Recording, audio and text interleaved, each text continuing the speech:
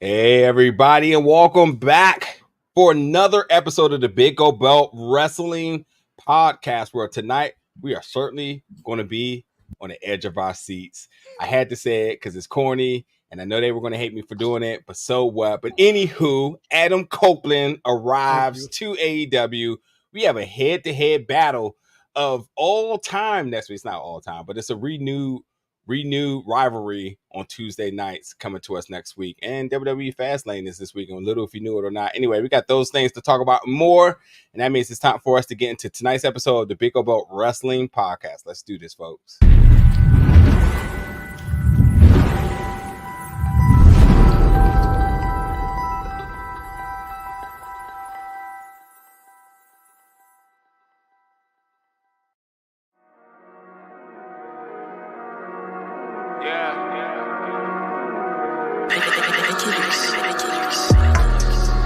Big Gold Belt, Big Gold Belt, Big Gold Belt, Big Gold Belt, Big Gold Belt. All I really want is that Big Gold Belt, Big Gold Belt, Big Gold Belt, Big Gold Belt, Big Gold Belt, Big Gold Belt. All I really need that Big Gold Belt, Big Gold Belt, Big Gold Belt, Big Gold Belt, Big Gold Belt. All I really want is that Big Gold Belt, Big Gold Belt, Big Gold Belt.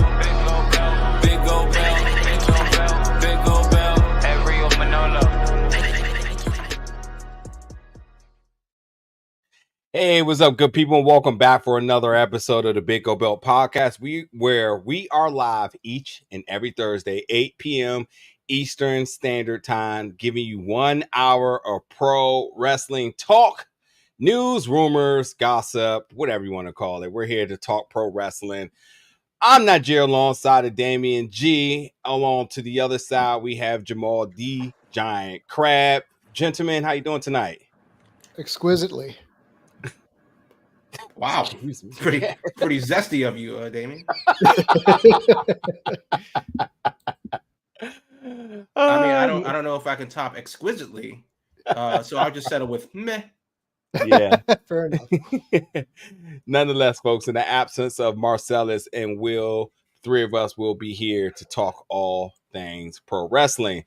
Fans out there, if you're listening to us live, definitely join us on YouTube, where your comments can be read, seen, and you can be a part of the show in that notion. And, it sucks because usually we get a nice little turnout on Twitter, where we also are live, also on Twitch, but YouTube seems to be the only platform where the comments wants to get through. So yes, join us on YouTube live so you can be a part of the conversations. We would love to hear what our fans have to say.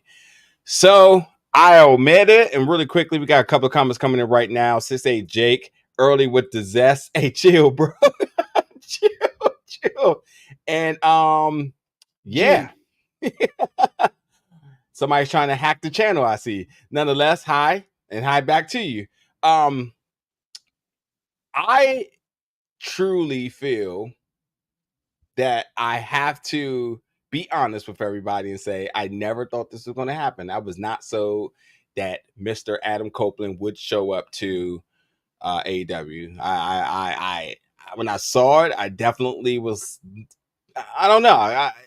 I wasn't excited. I was definitely shocked. But nonetheless, he did the thing, and I did read a lot of comments, and a lot of people's think pieces and reactions definitely swayed my opinion. One in particular being that what else was it there? What else was there left for him to do in WWE? Right. If they wasn't going to cut him a check that he wanted, why not go get the bigger check and do some more work? And it started to make me think here with Sting. I mean, like I think Sting is like the bar. I think folks have to be like, hey, if Sting is still out there doing it, so can I. And Sting has been on television and featured very regularly, and I'm sure other folks are like, well, should I go get a check as well too? But nonetheless, he did the thing. He looks like he's going to be a big part of the programming going forward, and I'm very curious to hear with my two co-hosts here with their thoughts about Mr. Adam Copeland, formerly known as Edge in WWE, showing up to AEW before we actually get to the real topic here. So, Damien, we'll start with you. For him, I think this is a great move because number one, he gets to work with his best friend, who he's had his whole career and childhood with, in Christian Cage. Number two, I like the fact that with AEW, and by no means am I an AEW homer, they seem to be able to use the legends well in AEW, as far as how you were saying about how Sting is used. Jericho, even though he's getting up there in age, Christian is in his 40s. So, with the limited road schedule that AEW has, how many days a week of work does he have to work? One, maybe two. So, and if he's still getting comparable money than what WWE would have paid him, it's a pretty cut and dried situation. I mean, work less, get paid the same or more, and I get to work with my best friend. Yeah, I'm taking that. So it doesn't surprise me at all, for one. And also, one more thing is people are talking about, well, why would you betray WWE? I saw that one video of that one girl crying, talking about she hopes it's a work because she's pissed that he left for AEW. New ownership. The TKO group now owns WWE. So maybe they didn't view him as much as Vince and Co. viewed him. And he was like, you know what? I'm going to take myself elsewhere. And that'll be the end of it. He's already Hall of Famer. So, like you said, 2 Chainz, what else is there to accomplish? Yeah. Yeah, I kind of agree in the sense that what else is there for him to do at WWE? However, I don't really care that Adam Copeland is in AEW. We've seen him for the past 20 something years do his thing. I don't really need him to do any more. Good on him for thinking that there's some more juice left in the bottle. But I really AEW. I've always said they got to get younger. This is the time to break out the young stars, to make some stars.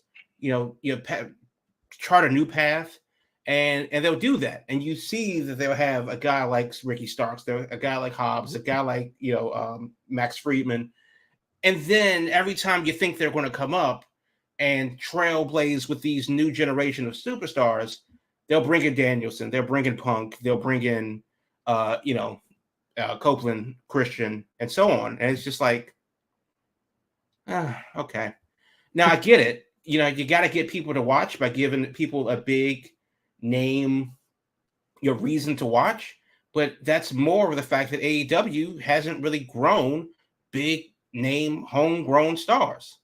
They shouldn't have to backfill their roster with star power by importing them from other places. And whether it's New Japan or WWE or whatever. I'm not saying that they need to be completely insular, like the North Korea of wrestling and just cut everybody off. I'm glad that they work with other people. It's just that I started watching AEW to see something new, not just to see something old repackaged. And yeah, sure, we're going to get Edge versus a bunch of people that we haven't seen or thought we would never see. And then we're going to get Edge versus the New Japan guys. And we're going to get, and so, and all of that's well and good. That's all well and good. I wanted that 10 years ago when he wasn't 50. I wanted that 15 years ago. I wanted that when he was in the Brood. Do I need that now? Not really, no. I mean, sure, I'll take it, but I don't really need it over the progression of their younger talent. And that's kind of what it is. As soon as you think that this guy is the next man up, they bring in the next man now. So yeah. It's a big ball of okay, but good on him for getting this money. And I'm glad the fans that are willing to tolerate it, are tolerated. But even if I were like a super huge fan of his, I would rather see 5 more years of the progression of Ricky Starks than 2 more years of the rise of Adam Copeland. Yeah, I think first of all, I get a comment in here. DeMarcus Vaughn always coming through. What's good with you? Yeah, my thing is, and I know you all talked about and when I say you all, I mean us here at the show. I just wasn't on the show last week about what was the better deal between Jade and possibly Edge. Now that this is legitimately like a trade happening here, where both situations actually do work for the two of them.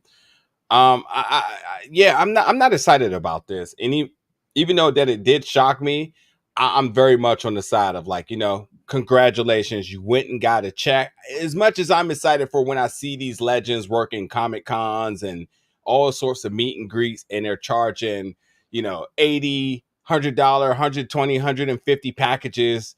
And I'm like, man, listen, go get that money. At the end of the day, somebody gonna give it.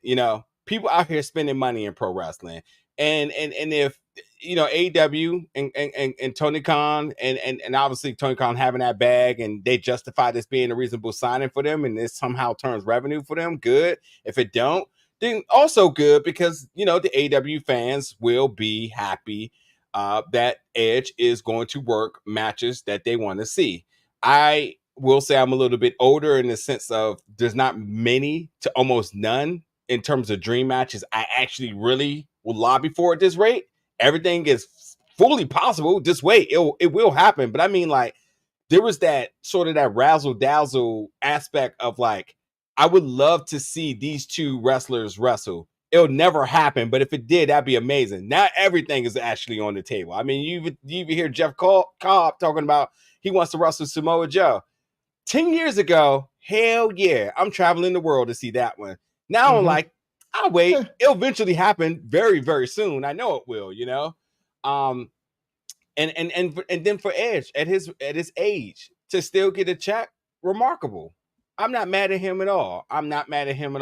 But I think Jamal, and much like myself, when you start to think about sports across the board, I am always a firm believer of developing your young talent, your young star, your young draft pick. So when you think about certain situations like the New York Jets, were they really going to keep trying whatever his garbage name was? That was the quarterback. That is the quarterback now. Zach Wilson. Zach Wilson, garbage.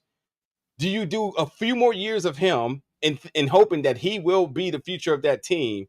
Or do you bring in Aaron Rodgers and certainly have a little bit more confidence that this could work? That's sort of the situation here with Edge, is like, maybe we get something out of him. He seems like he can still go. Sure, we'll take the chance on him. But in fact, instead of them investing in some of these other young talents, like, can Ricky Starks draw was a topic I seen the Jobber Tears talking about too. I have all the confidence in the world that he can. What are the statistics saying right now? Not good. But do WWE say, he's not drawing in his segments, but can we make him draw? Can we make him a bigger talent? Yeah, we'll take him. We'll take a look at that. You also could look at, going back to the NFL, you could look at folks like Geno Smith. I got to tell you, never in my life, on any bingo card I've ever possessed, would I ever would have said Geno Smith is an elite quarterback. And last year, he told everybody to shut the hell up and let him do what he does. And now you just respect the dude. He's a legitimate quarterback that you don't even question when he get on the field. Russell Wilson, on the other hand, you're just like, oh God, that guy's garbage, So yes, good for Adam Copeland. He got a check. Good for the fans. Good for every all the parties that this worked out for. But let's truly, and 6'8" Jake with a comment said, do you think it's mostly a money issue regarding AEW's relative inabilities to develop talent organically? No, it's investment. It's always been investment, because the fans were this. First of all, let's just look across the board. The fans will like what you tell them to like. Yeah, that's for sure. And the fans are already ready to champion some of these folks. So you talk about, again, Ricky Starks. We talk about Powerhouse Hobbs. When you talk about what's his name? That you just brought up last week. Jamal, at the end of the show, slipping out of my head. Wardlow. You seen what happens when you just gave him an opportunity. What show was that where we at? And Wardlow came out, and I'm pretty confident he had the biggest pop of the night. What pay-per-view was that we were at? Oh, was it pay-per-view? Yeah. That we were at. Was it Full Gear? Or Revolution? No, it was Orlando. Yeah. It was Orlando, because he did the ring thing with CM Punk. So, I think it's just nothing but like, they just got to be willing to invest in these folks, and not a monetary investment, meaning like, hey, we're going to ride this until the wheels fall off. We're going to see if you really can do it. And a lot of these folks, I truly feel, possesses the time. But truly, let's get into the topic with Adam Copeland. Is Edge, Mr. Adam Copeland, is he truly AEW's biggest signing yet? Jamal? The fact that that's the question is the problem. Yeah. I mean, like that's what it is. And okay, so let's just address the question first. The short answer is no. We obviously don't know what he's going to be, because if you're going to bring up the Aaron Rodgers comparison, then we don't know in his first or second match if he snaps his ankle in two like a twig and then is on injury reserve until February. We don't know what the future holds for him. What we do know is that he's not necessarily injury prone, but he is A, old, and B, not too far removed from a major injury anyway. All right, cool. But as far as the biggest signing, well, no, because I mean, like because we have precedent already. The biggest signing for me, far and away, has to be Jericho. There's no way that they get over that first a hump of that first title feud with Adam Page, the Inner Circle, and all this other stuff. Jericho is just as instrumental as anyone else. And if we're going to use the word signing, I'm going to mean literally everybody that's signed to the roster. Is Jericho bigger than Kenny, a more important signing than Kenny Omega? I would say so. Is Jericho a more important signing than the Young Bucks? I would say so. Yes. Is Jericho a more important signing than John Moxley? I would say so. Well, bias notwithstanding. Yeah. Can I just get in there really, really quickly? I mean, I was not even going to say Jericho, but damn, do I agree? Because when you talk about the legitimacy of AEW, Jericho was the headline. When you had folks saying AEW, I'm not looking at that. What the hell? Oh, Chris Jericho's there? Right. Oh. Okay, because nobody knew a Kenny Omega or Young Bucks or Adam Page or Kylie Ray. The masses didn't Britt know. Baker. Yeah, but I mean, it wasn't enough to make people sit down and say, I'm going to go out the way to go watch this. And this would be even before the TV deal. But the fact that Chris Jericho was attached to something, and matter of fact, let's even remember the press back then. Every press release that matter of fact, I was at the premiere press conference for it in New York. So when it came down to every title, that every headline that you see in AEW, it said Chris Jericho in it, right? Because that was a big deal. Cody Rhodes was up there with that name too.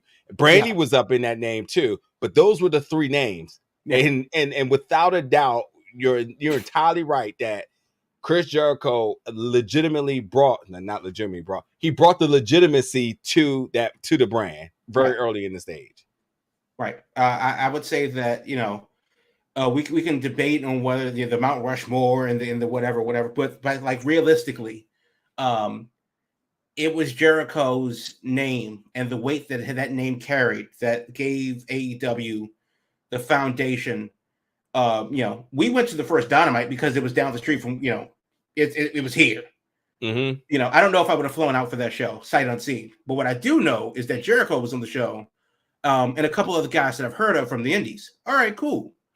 But for a lot of people, after Jericho, and then you started going down the list, that's what it was. A lot of people were looking at a very early AEW, that AEW period between All In and the first Dynamite, that 5 or 6 months or whatever it was, to figure out if it was worth investing in. And one of the things that kept coming up repeatedly was, Jericho. And even still, even to this day, the first champion ever. And you go, damn, they really could have started with Adam Page to build. Nope, it had to be Jericho as the first champion. Yeah. Because you had to establish the company as something legitimate. Yeah, and again, back to the press moves, because Jericho with the belt made the most sense, because the moment you have an Adam Page with the belt, it's a nice belt from an independent show, and there's a tons of independent shows that got nice belts. So, you set yourself apart because Chris Jericho had. Jamal, before I let you finish here, Damien, I'm just curious, who would you say is AEW's biggest signing? You can tweak that however you want, whether it's recent, overall, whatever it may be. Overall, I believe it's Jericho. To everything Jamal said, but had he still been there, I think it would have been neck and neck with CM Punk, because him bringing in the first $1 million gate supposedly in AEW history, that automatically stings of oh, this is a moneymaker. We're talking about, can people draw? You knew he could draw based on that gate. Obviously, it was in Chicago, wasn't it? So a little bit of home field advantage.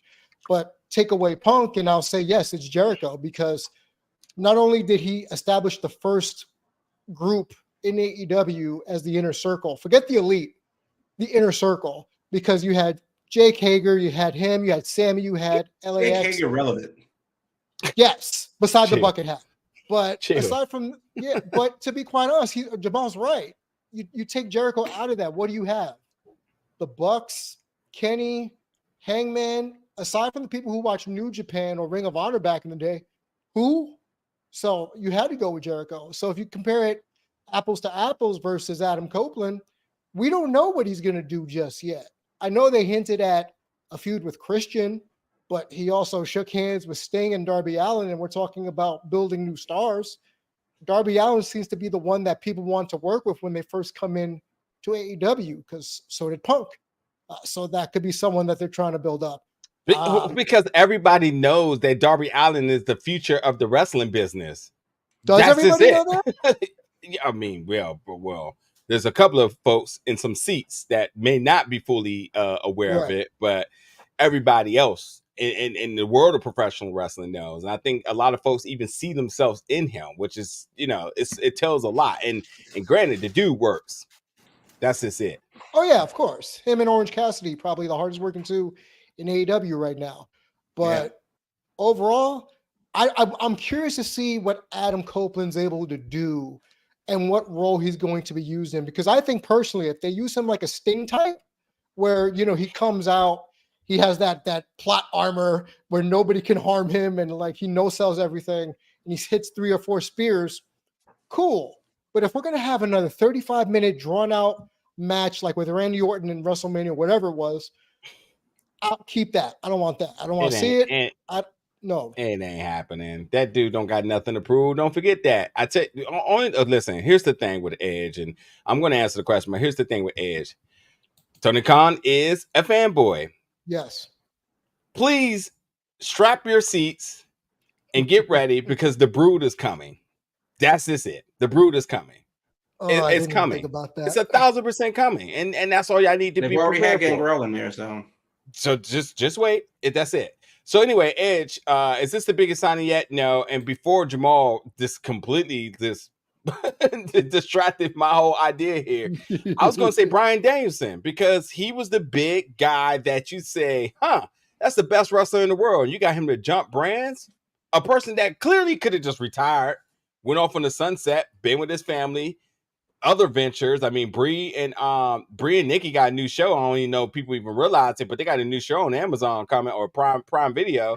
So easy could have got a check with that as well too, But the fact that he went out there and he went back to his plan and his aspirations from years ago of saying, I want to wrestle the best folks in the world. Mm-hmm. And he's actually doing it. I was like, cool. One, it was the shock factor that he left WWE, because you would have never thought. It's the shock factor that he continued to wrestle, because you would have never thought. And then it's the idea that he's the best wrestler in the world and he signed. So to me, not only did I think he was the biggest signing before the Chris Jericho thing, it's because now I feel like shit. Well, anybody could jump ship now, because there's clearly no loyalty to the brand. People just gonna go out here and do what they got to do. And I also was surprised, because I thought he might have done the Cody, which I call the World Tour, and don't sign and go out there and go do what he wanted to do, bet on himself, where he didn't. So I'm like, wow, he really truly just went to the money.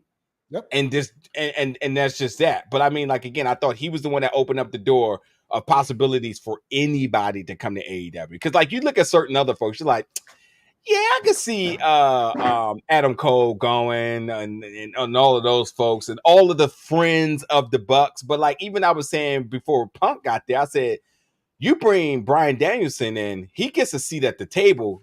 that ain't going to make a lot of folks happy because there's no way you just say he's a member of the roster. That dude got way too much experience and knowledge for him to not be involved with the direction and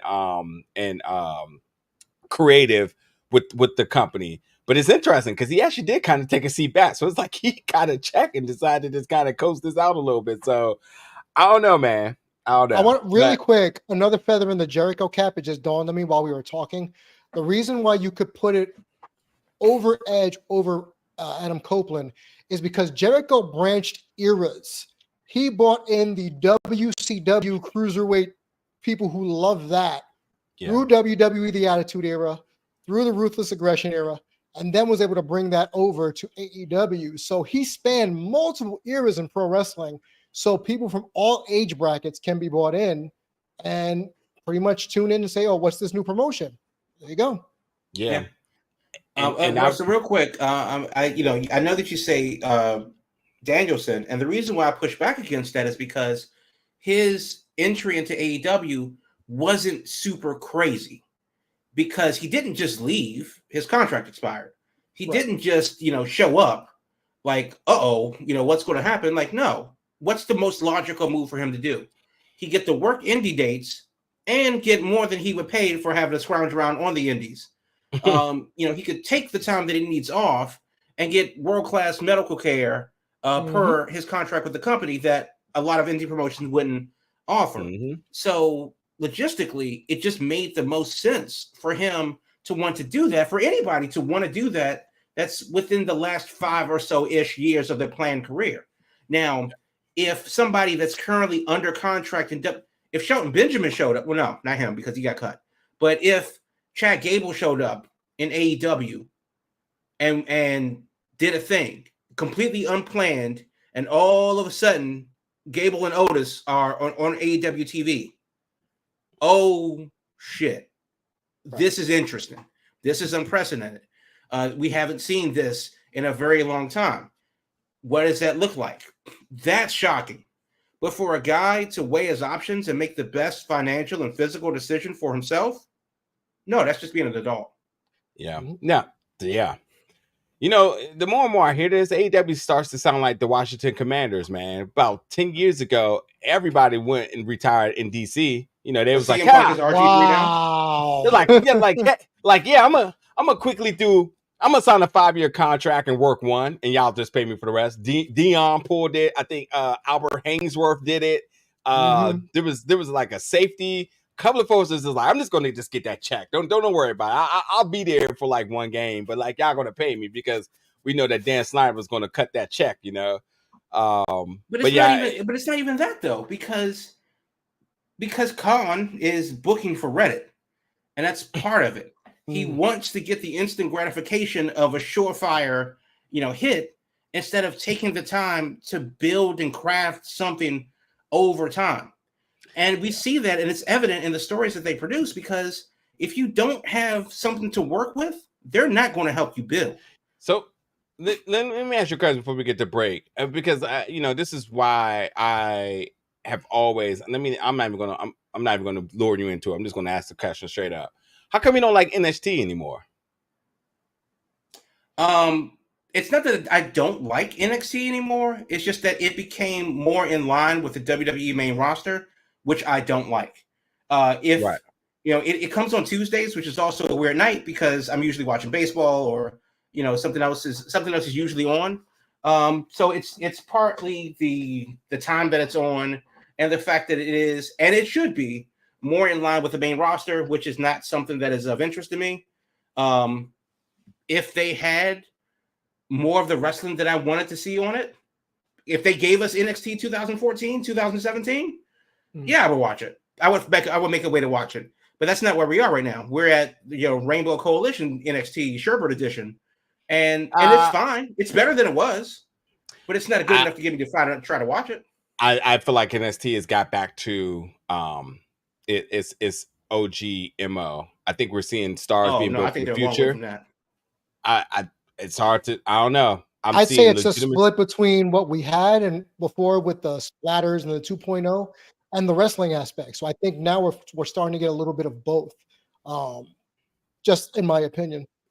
Yeah, because I mean, and you kind of have to, because Shawn Michaels in a recent media call I took part of, it's very clear that NXT is a third brand, but it is the minors, as Right. the terminologies of being sent back here, or excuse me, down here, is obviously a nod to AAA, AA, and what on in baseball or whatnot. So yeah, without a doubt, we understand that this is the developmental brand, but it is a third brand. But also, if you're going to be successful on the pro level, you have to have the same psychology. You have to have sort of the same game plan, the same playbook, whatever it may be. So you need a little bit of it.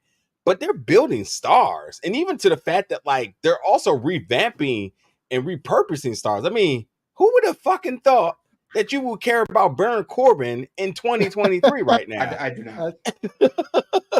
That's a good point. I So absolutely do not. it's just wow, you know what I mean? So we're gonna talk more NXT because Tuesday night is about to be kind of crazy next week. But again, good for Adam Copeland. We'll see what the future of his wrestling career in AEW is to come. And you heard it here first. The Brood will be. I'm sure they already made the call. It's I'm already sure. part of the Yeah, of the check of the, the Pat three-year Tony's Great already Website. made that phone call. Yeah. Yeah, and who and yeah, everybody can come out as vampires. So yeah, don't be surprised if you see a little bit of Blade, but a little bit of Brood and a little bit of something, Oh, maybe some Twilight in there. I don't know. They're going to mix it up and give us a little bit of everything, and it's certainly going to be something to talk about there. Anywho, we do have our break. We'll be back. We got an indie spotlight. And we got the rest of our topics for tonight. So let's go do that, and we'll be right back. A little birdie told me, everybody, that you may be interested in doing some sponsorship and advertising opportunities with us here at Big Gold Belt Media. You know what? You might as well, because we are the golden standard for all of your media needs.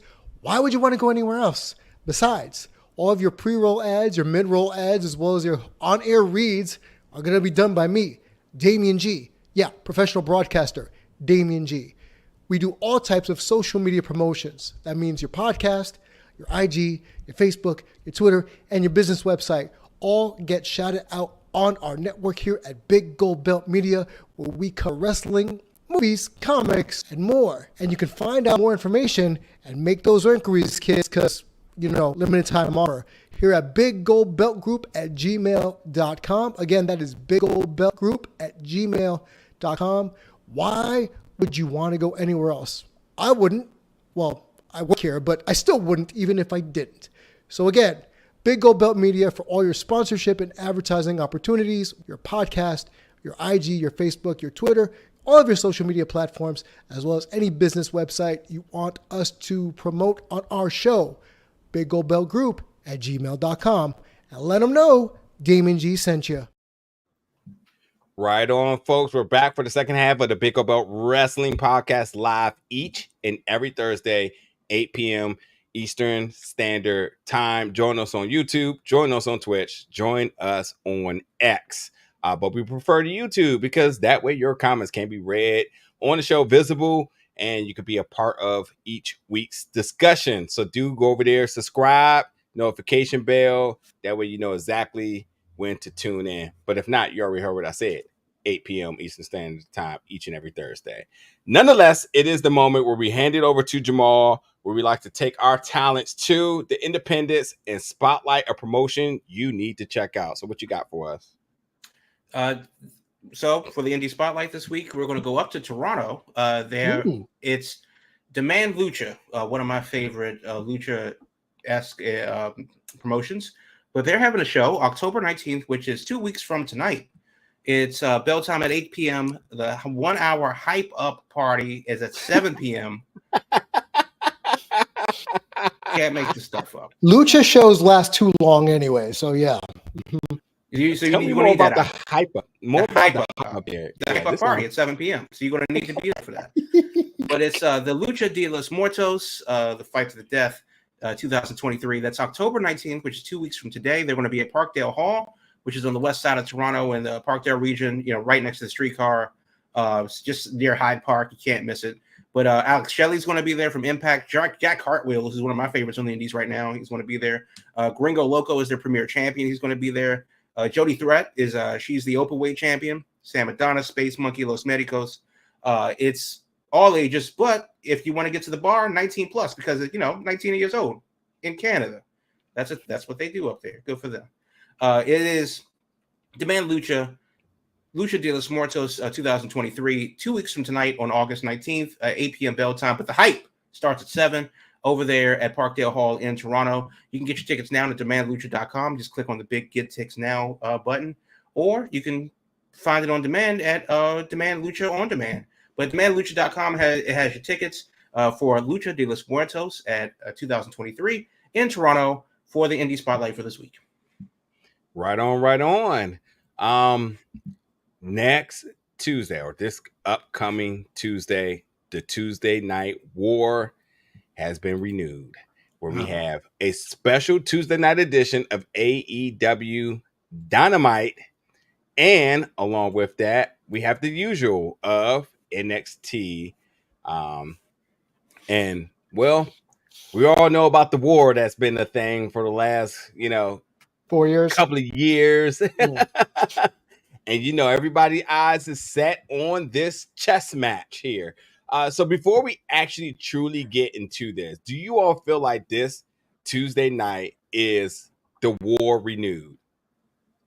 No.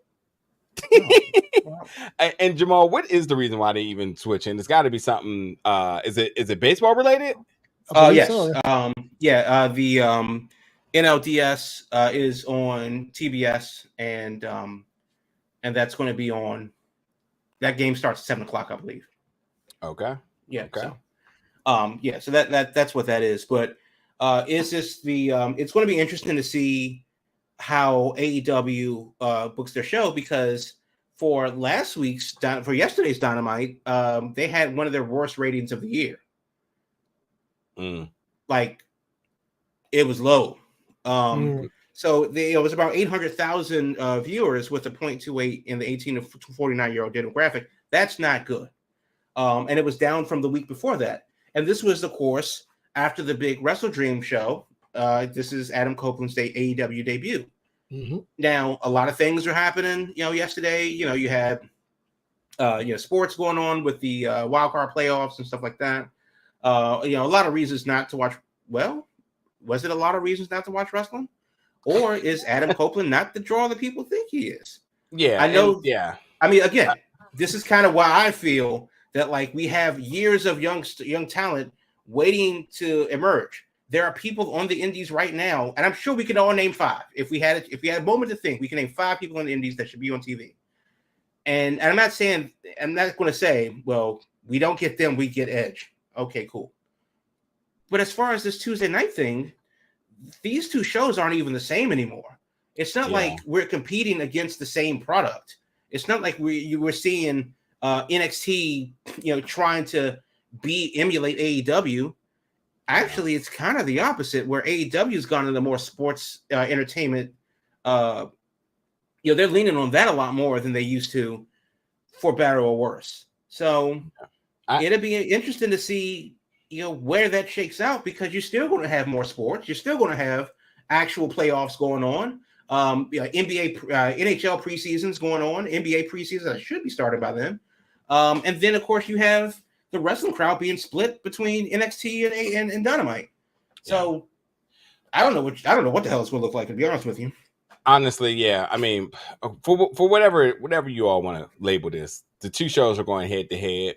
We will see next week who pulls out the better ratings, but nonetheless, Dynamite has a big show because you have Adam Copeland's in-ring debut against Luchasaurus, Saraya versus Hikaru Shida, and you have the for the AEW's Women's Championship. And you got Ray Phoenix versus Jon Moxley for the AEW International Championship. And then across the board at NXT, you got John Cena appearing on the show, Asuka appearing on the show, Paul Heyman appearing on the show, Cody Rhodes with a major announcement. And let the internet tell you that WWE did this in the chess move and to spite Edge. Hilarious. And ultimately, you can tell that folks just don't watch NXT, because this has been very much on par for what they're doing. Yep. Now, I'm just going to say a couple of things here. Cody signing to WWE, this reeks his DNA. This reeks his I want to do some things all the time things. Cool, he'll do it. Obviously, Paul Heyman and Cody sort of playing chess across from one another. This kind of makes sense in the storytelling here. Asuka coming, I don't know how that works, but I mean, because Asuka's never lost in NXT. She's wrestling Roxanne Perez. Yeah, that doesn't help anybody, especially Roxanne, because Asuka's not losing there. And Right. if there is somehow upset, I mean, I guess they got something to work with. But then John Cena, and listen, I'm not even going to go down the narrative of the strike, and that's why John Cena doing all the thing. But John Cena ain't no different than Cody Rhodes, or Cody Rhodes ain't no different than John Cena. He gonna do some things. He's here. He's ready to play ball. He has probably a short-term contract, making money, getting a lot of appearances. He's the headliner for this pay-per-view that's coming this weekend. Little folks know it or not. So none of this is like, why are they doing this? This is more like, yeah, this is exactly what they would do. It just happens to just be this week. Ain't no way, and even by per Jamal's recent statement, that they would load up the clip to counter book Edge. It's bigger than Edge. If for whatever Way reason, yeah, like what? Because if they really were that petty, then they would have been trying to do something like this for Punk, who is actually the big draw, and everybody was aware if he was a draw. So if WWE cared, they would have did something to absolutely try to counter book Punk. So I don't find this a big deal. I just think the wrestling audience is going to be split. They're going to have an opportunity to watch two shows. It should be a good night for both brands, and it's going to be what it's going to be. And we'll see what the ratings look like next week. Damien, what's your thoughts about this Tuesday night war? And the there's feud no war. renewed. The feuds with the fan bases. That's all that Truly. is. Personally, wanting to watch, I am going to tune into NXT ahead of AEW because of who WWE is sending down to NXT to give the rub to certain stars. So when they appear on the main roster, potentially, we already know who those people are. So for instance, let's just say Paul Heyman gets paired up with Braun Breaker, potentially trying to do something with him. We got, like we said, Roxanne versus Asuka. Asuka's never lost in NXT, but imagine if she does to Roxanne, that'll put her on the map with WWE fans. You got Cena giving Melo the rub, being in his corner. So people are going to see Carmelo Hayes, if they've never seen him before, from main roster folk. And even though Jamal doesn't like him, Baron Corbin's there too. Becky's still the women's champion. Baron Corbin's there too. Cody's got something to say. So it's very, as you said, it's stacked. The clip is loaded, but it's basically setting up the new stars. We talked about in the first segment, AEW doesn't do a good job of setting up future stars. This seems like WWE using NXT to springboard these young stars to get them ready for the main roster. So kudos to them for actually taking a bigger picture view, not just let's just beat AEW. And maybe they will, but there's a bigger picture at play here. Yeah, realistically, WWE should have been doing this from the beginning. Correct. We've said, time and time again that there's no shame in sending people over, not down, but over to NXT when the time is right, when the story is necessary. It's just a new rotation for them. There's no reason why Dolph Ziggler shouldn't have been sent over to NXT when he was getting burned out on the main roster. No, he was. And I'm just saying that was a good idea. Yeah, and for that to happen, absolutely, for that to happen, with Dominic Mysterio was there, and cool. Just put him in a new place. Give him, reshuffle the deck. You got to do that every time. You can't just take him off TV and stick him on the house show circuit, for a month until the pay-per-view happens. So this is what the NXT has. That's what the NXT's purpose is. It's mutually beneficial for people to come over and give the young guys a rub, while also putting them in situations where we haven't seen before. It's intriguing to watch. Yeah, and then whether it's the optics thing of young people getting the rub, I think it is a level of confidence, an internal thing where some of these folks realize, like, man, if I'm working with Cena, man, like, I can work with anybody, like, and that's what you want to happen. You want these folks to realize that you are a WWE superstar. You're not just at Full Sail, previously a Full Sail, and the mentality of just being in Full Sail, and you're never going to go anywhere beyond this. Like, no, You're working in one direction with well-renowned college athletes, all Americans that are coming through. And then on the other end, you got, Hall of Famers working with you. At what point can't you succeed? The only enemy is yourself at this point. So I like it. There's nothing but benefit for folks coming down. And then when you got the folks that, are struggling on the main roster, you're like, oh man, what can you do? I mean, I think of Raquel Rodriguez right now. She needs an NXT visit tomorrow. We know that because the WWE shoves it down your throat. We know she has the physique. We know she can do something. We've seen her in the Mae Young Classic. It ain't working on the main roster.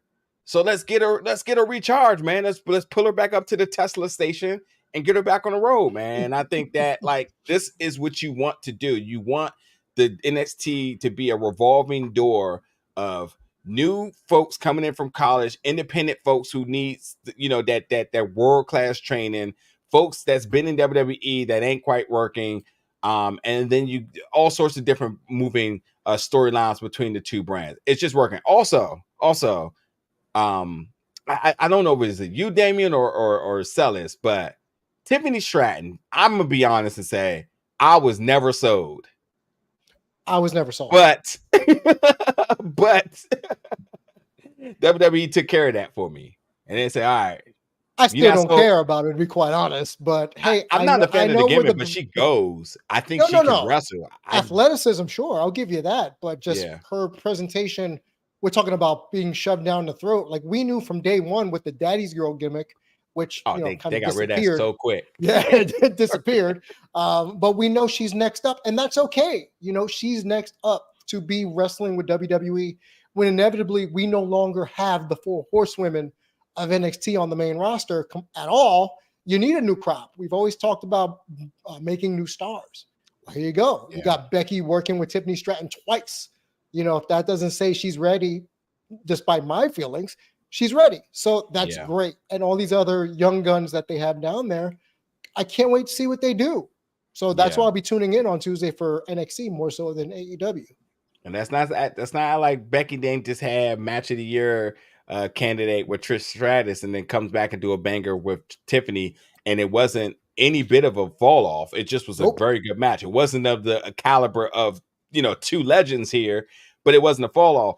And let's just also make it very clear, just because you're working with a good dance partner doesn't mean it's going to be a good match, because there's a particular wrestler in AEW that has worked with the best wrestler in the world and has never delivered a good match, and it wasn't the best wrestler in the world's fault. That's all I'm gonna say. I don't know. I don't talk about that guy right now. Put him in the private chat. No reason to even spend time on that.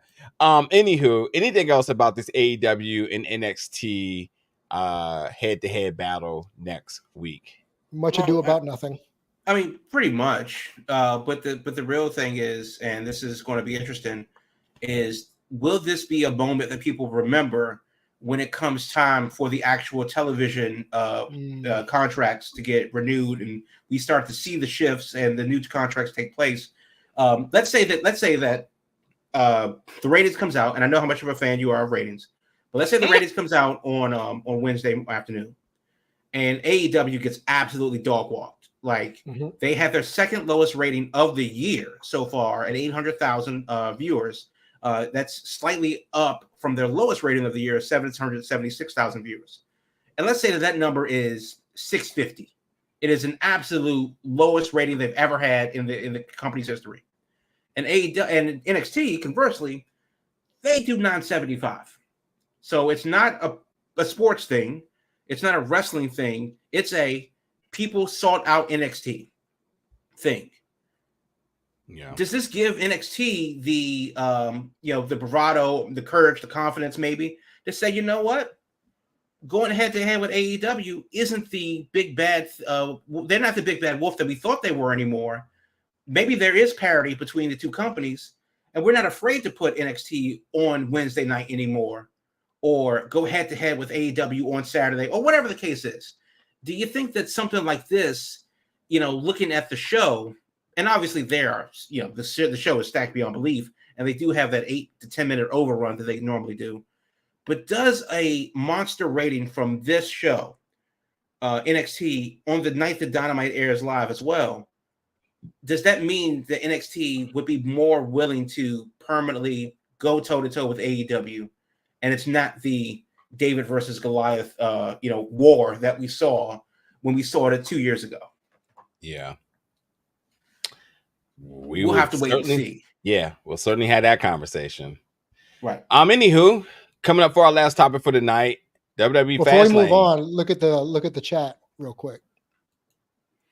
6A Jake says, do you think this crossover can further legitimize the AEW brand?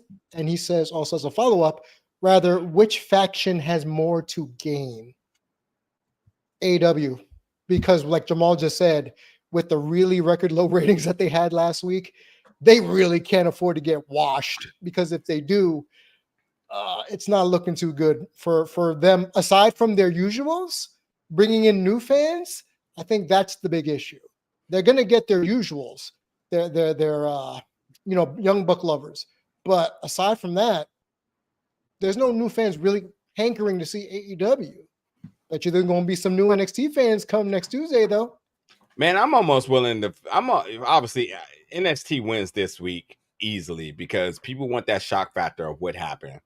And I think if we don't see Tony Khan make the announcement of Tony Khan has a big announcement, then nobody's going to care about what happens. That's why Cody Rhodes has a big announcement to trump over. Bro, 1,000%. And that ain't cross booking. That's just two people that was hanging around with each other too long. Yep. And they just like, oh, I'm going to do that,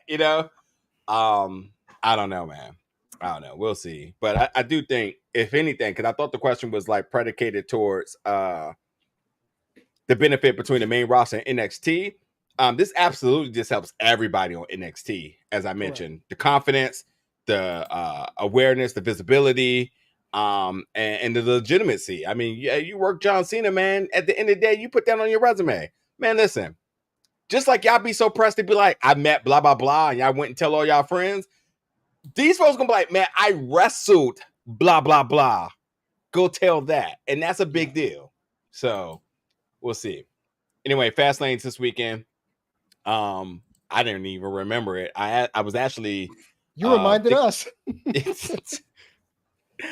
in Indianapolis. And with this card of Seth versus Shinsuke, John Cena and LA Knight versus the Bloodline, Io Sky, Asuka, and Charlotte in a 3-way.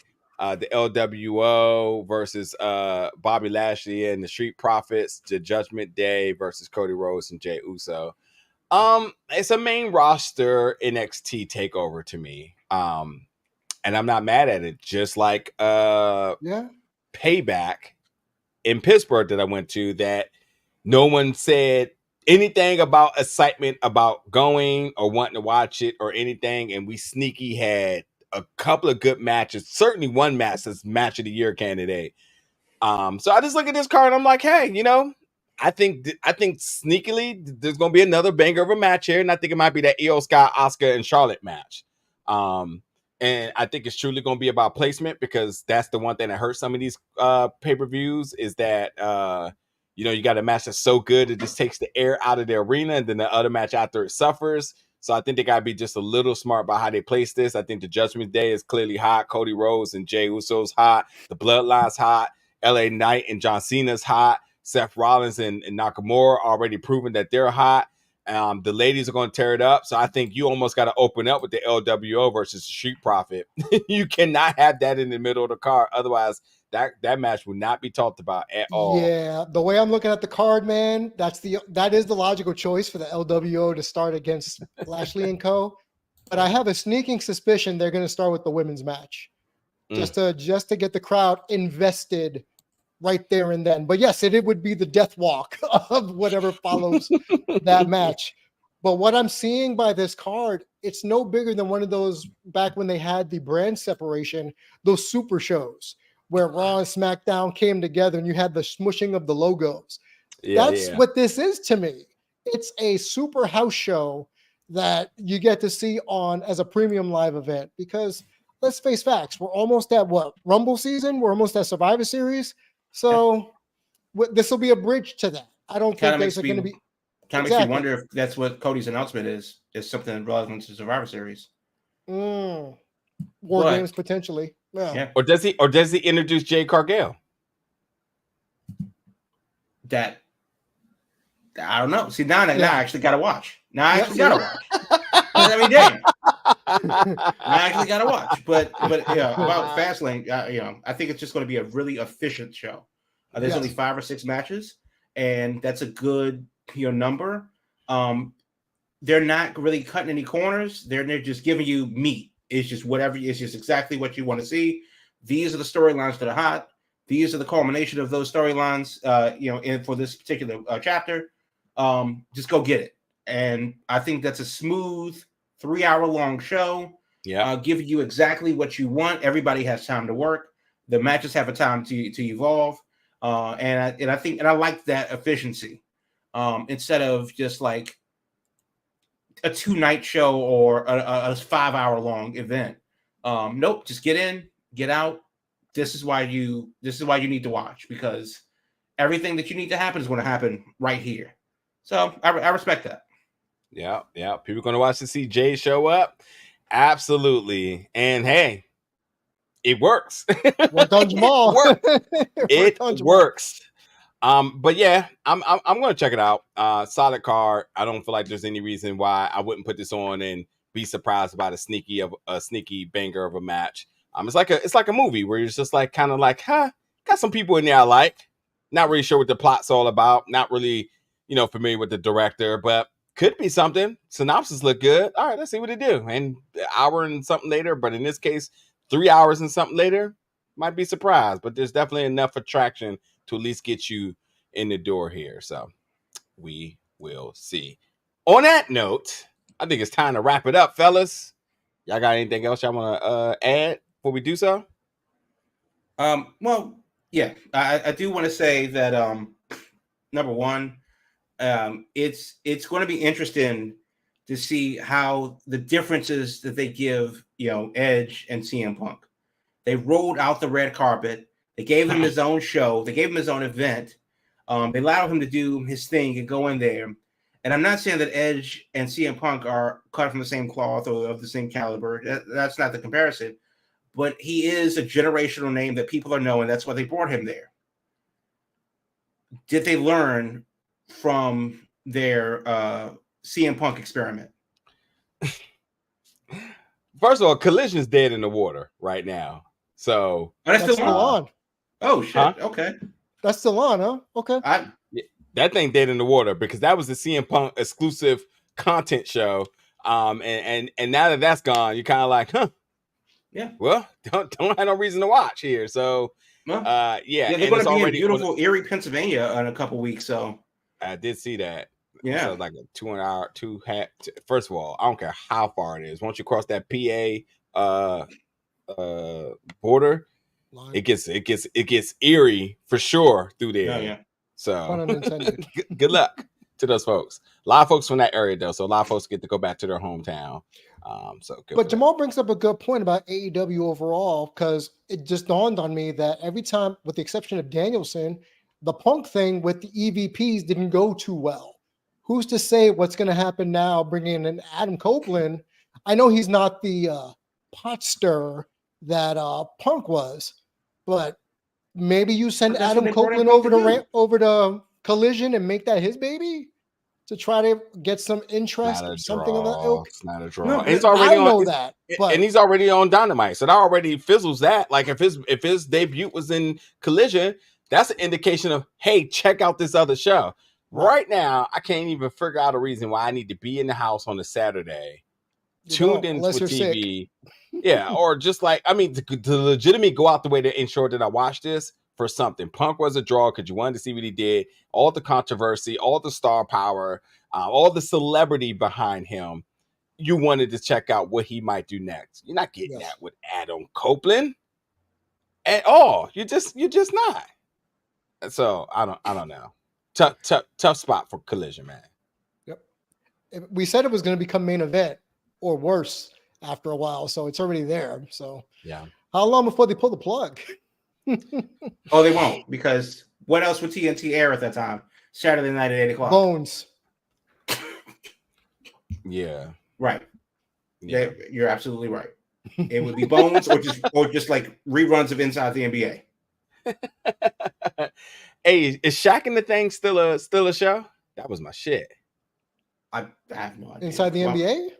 You know when Shaq had his little I think that's a segment within. That's a segment. Shaq Yeah, is that still a thing? Yeah, Shaq and the Food. Sorry, yes. Yeah, it's still a thing. Yeah, that needs to be a show. That's how you make some money. And if I'm not mistaken, Shaq and Charles are like two of the highest paid personalities in all of basketball, right? I think Charles is retiring, right? Yeah. Right. Eventually, yeah. He No, said, he's going to hang it up this soon. year, right? Yeah, he's going to hang it up soon, he said. Yeah. 6A Jake says SVU rerun. But that's what, I ain't that's mad what at I'm that. saying. I watch it. I ain't mad at that either. Yeah, I mean, I'll that's watch what I'm saying. Like, if you take away AEW from TNT from their air, they're just going to replace it with the same bullshit that they had before it. So, and they're just going to, the ratings are going to go back to being whatever they was, and people are going to go back to remember TNT for like Warner Brothers premieres of movies that came out 5 years ago, and basketball, and the occasional hockey game and the occasional baseball game. Yeah. So yeah, if AEW does shit or Saturday night at 8:00, if AEW does 500,000, that is gold. That's a miracle for Warner Brothers. Yeah, because there's no way that they would have done that by re-airing Star Wars for the 30th time. All right, anyway, we'll wrap it up. Anyway, we'll be back next week. Y'all already know what it is, folks. Each and every Thursday, 8 p.m. Eastern Standard Time. We will have a different rotation of faces next week because I know I won't be here. Jamal is tentative, and we'll just see who shows up. So, I don't know. We'll see what it is. But anyway, you all, the fans, yes, definitely come through each and every week, and we'll make sure we have a show for you all. But as always, we appreciate you all. Y'all stay safe, and we'll talk to y'all very soon. All I really need